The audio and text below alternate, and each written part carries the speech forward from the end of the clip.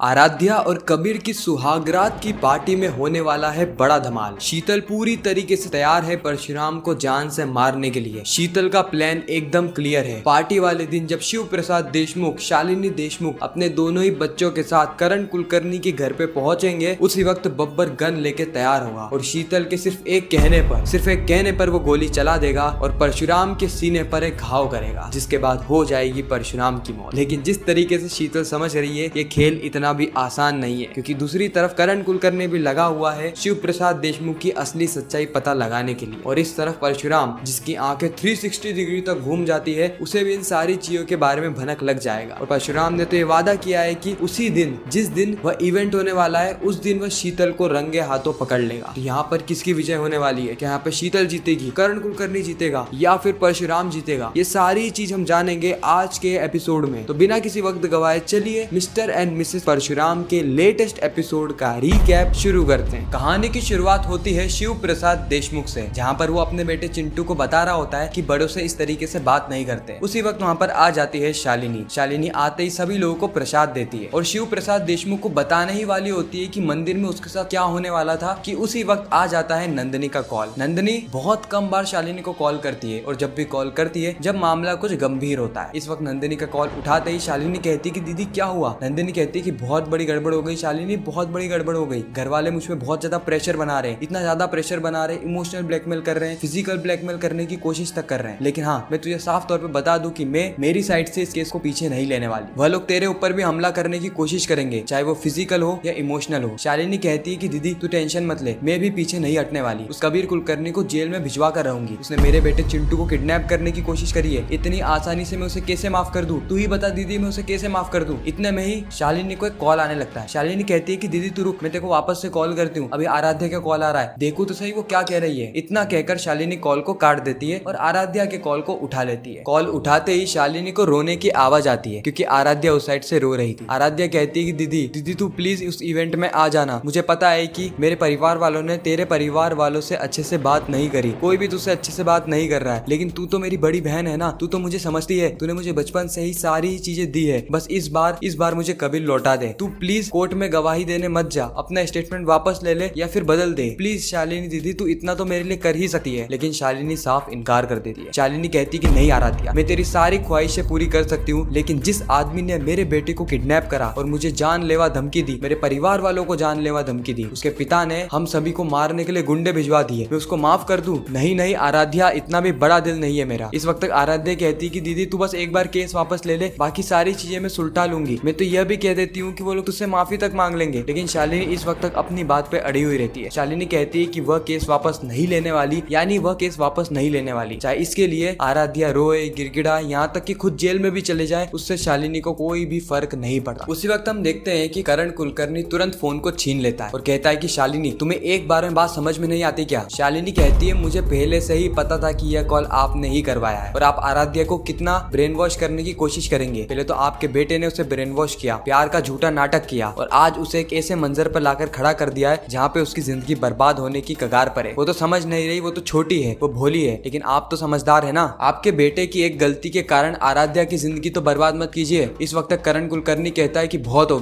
गया, इतने प्यार से मैंने तुमसे बात कर ली, लेकिन अब ये बात याद रखना कि अब ये करण कुलकर्णी मुंह से नहीं बल्कि हाथों से जवाब देगा। अब तुम पे गोलियां बरसेगी, गोलियां, चाहे छोटे हो, बड़े हो, बच्चे हो, बूढ़े हो, ये करण कुलकर्णी किसी को नहीं देखेगा। तुम्हारी पूरे चौल वाले भी सामने आ जाएंगे ना, उन सभी लोगों को गोलियों से गुन देगा ये करण कुलकर्णी। ये बात याद रखना। अगर मेरा बेटा जेल गया उसके बाद आग लग जाएगी, पूरे देशमुख परिवार में आग लग जाएगी, दीक्षित परिवार में आग लग जाएगी, तुम्हारी पूरी चौल में आग लग जाएगी, और अगले दिन पेपर में खबर छपेगी कि शालिनी देशमुख का परिवार एक हादसे में मारा गया। शालिनी कहती है कि बस चुप हो जाइए, आप मेरे परिवार के बारे में सारी चीजें नहीं कह सकते। उसी वक्त शिव प्रसाद देशमुख कहता है कि क्या हुआ शालिनी, आखिर हुआ क्या है, तुम इतने ज्यादा गुस्से में क्यों? शालिनी फोन के ऊपर हाथ रखती है और कहती है कि करण कुलकर्णी का फोन है, मुझे धमकियां दे रहा है, थ्रेटन कर रहा है। शिव प्रसाद देशमुख कहता है कि एक काम करो, मेरी बात कराओ उससे। शिव प्रसाद देशमुख कॉल लेते ही सबसे पहला एक करारा जवाब देता है। वह कहता है कि आपने क्या कानून को अपनी जागीर समझ रखा है, अपनी बाप की जागीर समझ रखा है? ऐसे कैसे आप मेरी वाइफ को थ्रेटन कर सकते हैं? देखिए अभी तक तो हम रिश्ते में थे, इसीलिए मैं चुप था क्योंकि आराध्या वहाँ पर थी, मेरी वाइफ की छोटी बहन वहाँ पर थी, लेकिन अब मैं चुप नहीं रहने वाला। उसी वक्त करण कुलकर्णी कहता है कि अपना मुंह बंद करो 2 कौड़ी के इंसान, मुझे पता है कि तुम कहाँ काम करते हो, 2 कौड़ी के कमीशन एजेंट हो तुम, 2 कौड़ी के, और जुबान चला रहे हो करण कुलकर्णी से। तुम्हें शायद पता नहीं कि तुम्हारे जैसे 1000 इंश्योरेंस कंपनी को करण कुलकर्णी 1 सेकंड में खरीद सकता है, एक झटके में खरीद सकता है। शिव प्रसाद देशमुख कहता है कि इतना पैसा है तो अपने बेटे को जेल से बाहर निकालो ना, मेरी वाइफ को धमकी देने की कोशिश क्यों कर रहे हो। करण कुलकर्णी गुस्से में कहता है कि शिव प्रसाद देशमुख अब पानी सर से ऊपर निकल रहा है, इससे ज्यादा बदतमीजी में बिल्कुल भी बर्दाश्त नहीं करूंगा। ये सारी चीजें छोड़ो और मुझे ये बताओ कि स्पेशल ब्रांच वाले उस मंदिर के बाहर क्या कर रहे थे। शालिनी को स्पेशल ब्रांच से प्रोटेक्शन कैसे मिल गई। यह केस हालांकि हाई प्रोफाइल है, लेकिन इतना भी हाई प्रोफाइल नहीं है कि तुम्हारी वाइफ शालिनी देशमुख को भारत की स्पेशल फोर्स से सिक्योरिटी मिले। कुछ तो गड़बड़ है। शिव प्रसाद देशमुख कहता है कि आप इन सारी चीजों की आदत डाल लो, क्योंकि ये सारी चीजें अब आपको रोज रोज परेशान करेगी। रोज रोज आप इसी चीज को लेकर तड़पोगे। और हाँ, ये बात याद रखना कि अगर आपने वापस से मेरे परिवार को चोट पहुंचाने की कोशिश करी या फिर आपके वो